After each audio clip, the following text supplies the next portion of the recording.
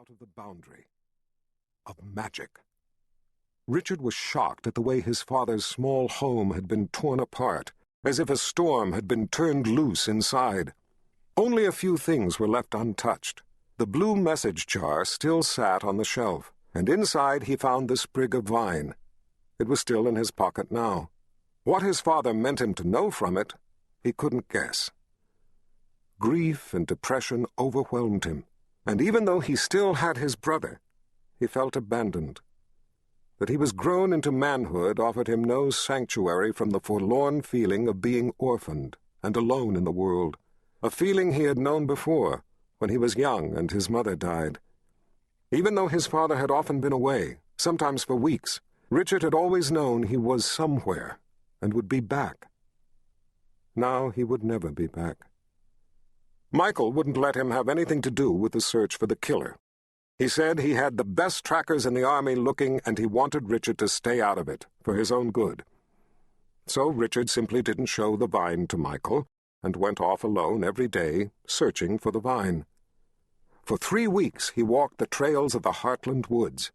Every trail, even the ones few others knew of. But he never saw it.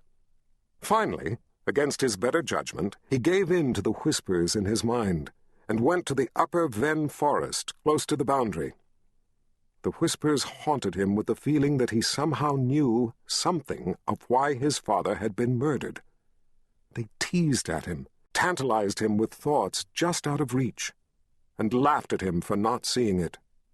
Richard lectured himself that it was his grief playing tricks, not something real.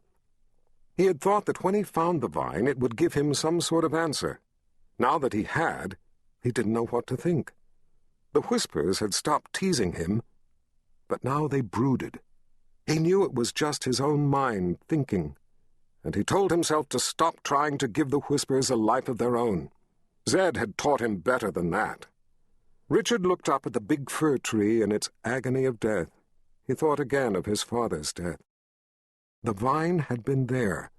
Now the vine was killing this tree. It couldn't be anything good.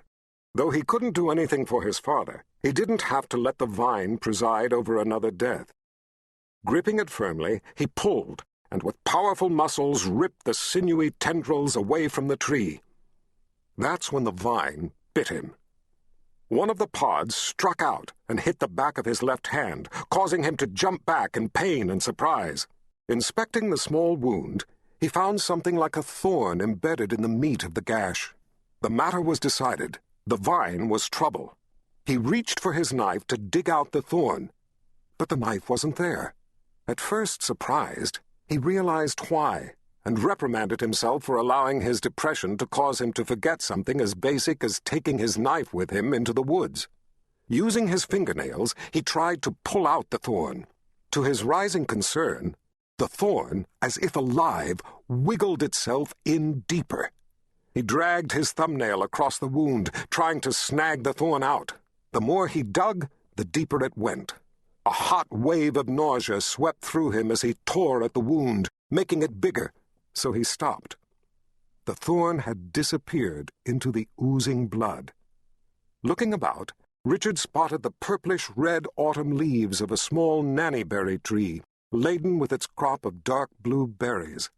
Beneath the tree, nestled in the crook of a root, he found what he sought. An olm plant. Relieved, he carefully snapped off the tender stem near its base, gently squeezed the sticky, clear liquid onto the bite. He gave a smile to old Zed for teaching him how the olm plant made wounds heal faster. The soft, fuzzy leaves always made Richard think of Zed. The juice of the olm numbed the sting, but not his worry over being unable to remove the thorn. He could feel it wriggling still deeper into his flesh. Richard squatted down and poked a hole in the ground with his finger, placed the olm in it, and fixed moss about the stem so it might regrow itself. The sounds of the forest fell dead still. Richard looked up, flinching as a dark shadow swept over the ground, leaping across limbs and leaves. There was a rushing, whistling sound in the air overhead. The size of the shadow was frightening. Birds burst from cover in the trees, giving alarm calls as they scattered in all directions.